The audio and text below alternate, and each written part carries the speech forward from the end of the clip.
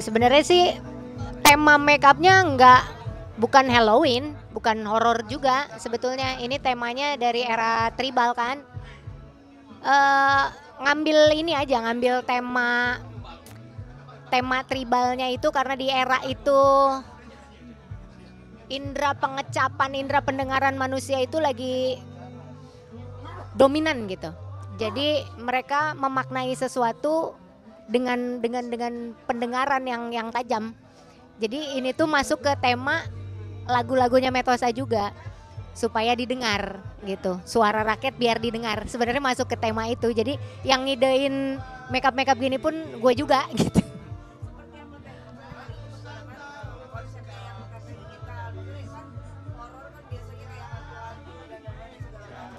Ya karena makna horor buat kita tuh nggak cuman hal-hal yang makhluk astral aja. Horor tuh banyak. Kayak misalnya suara rakyat nggak didengar juga itu horor. Pemangku kekuasaan ngasih bikin kebijakan salah juga itu horor. Jadi itu kita memaknai horornya itu gitu.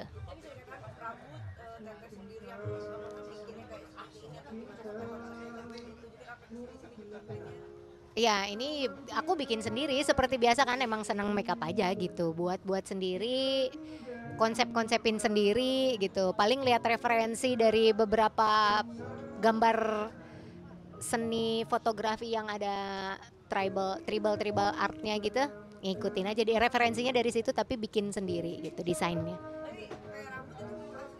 Enggak, ini wig tinggal pakai, ini pun tinggal copot udah kelar gitu. Iya, kalau aku sendiri sih enggak karena emang udah terbiasa gitu kan. Tapi kalau melibatkan banyak orang memang lebih repot gitu. Itu aja. Pertama kali agak lumayan mengganggu performa sih sebenarnya karena kagok juga rambut ya gitu. Tapi ya memang aku sendiri kan yang milih temanya. Jadi ya udah jalan aja.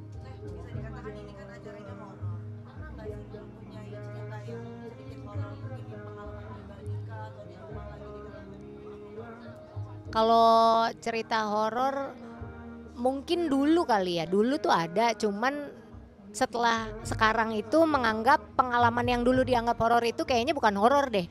Kayaknya emang akunya aja itu mah yang penakut gitu.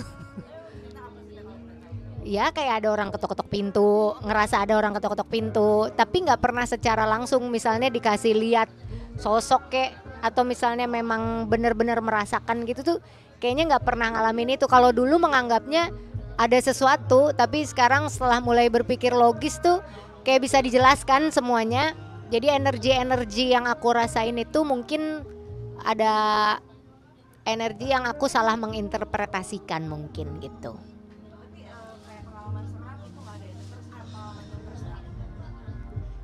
Paling serem apa ya? Ditinggalin pas lagi sayang-sayangnya, wah itu paling serem. Kayaknya nggak ada deh.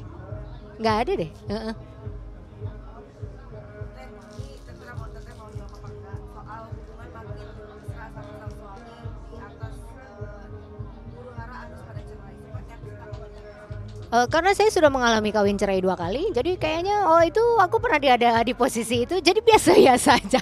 Karena udah pernah ngalamin, jadi nggak nggak ngejudge siapapun gitu. Jadi ya memang ada orang-orang yang memang hidupnya harus mengalami itu, dan ya wajar lah itu mah variasi kehidupan aja.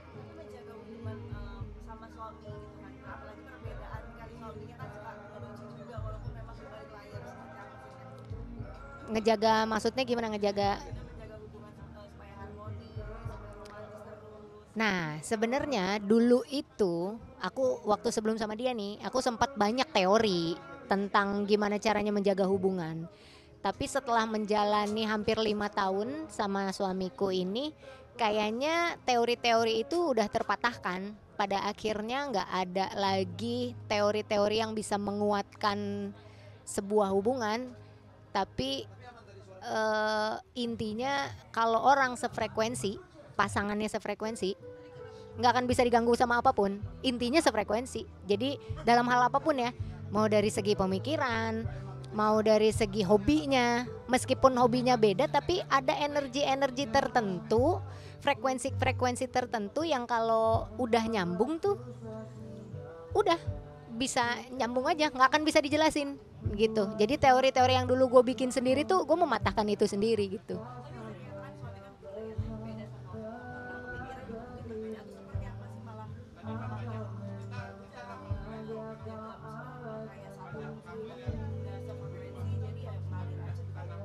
Iya, jadi sebetulnya mungkin ada pengaruh budaya, pengaruh lingkungan. Kita tumbuh besar di mana, pasangan kita tumbuh besar di mana, itu yang paling besar pengaruhnya. Nah, gimana caranya? Kan kita nggak mungkin menyamakan misi. Kalau emang dari awal hidupnya udah beda, pola pikirnya udah beda, nggak biar gimana pun nggak akan bisa disamain. Nah, cuman gimana caranya kita nyari kesepakatan biar dapet jalan tengah. Jadi ke pasangan kita enak, ke kitanya juga enak. Itu aja, nggak ada gimana ya. Jadi tiba-tiba jalan begitu aja gitu tanpa dibangun teori, itu pun jalan aja begitu.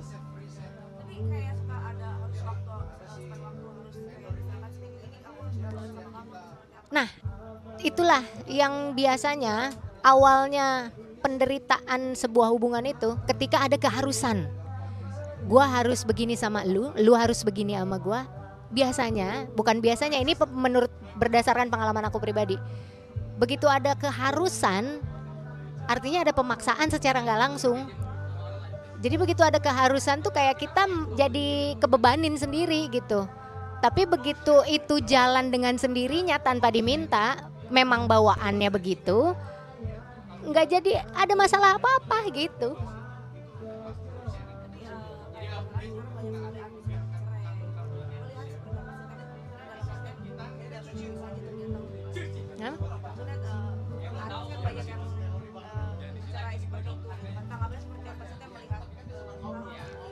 Kalau aku sih kalau lihat artis kawin cerai, mau bukan artis mau artis mau orang biasa, nggak mau menanggapi karena aku pun pernah ada di posisi itu. Jadi bukan mencoba memahami, tapi kayaknya gue pernah ada di posisi itu jadi tahu gitu.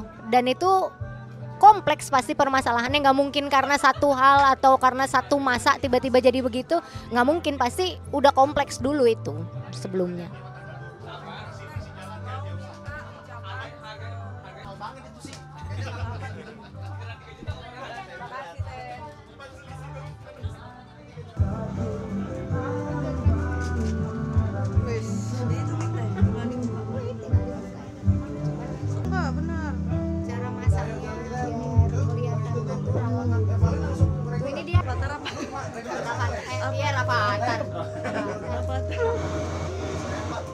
Berarti udah makanya kalau tadi ada makanya tapi nggak tahu tim editornya akan kasihnya belum. apa-apa deh paling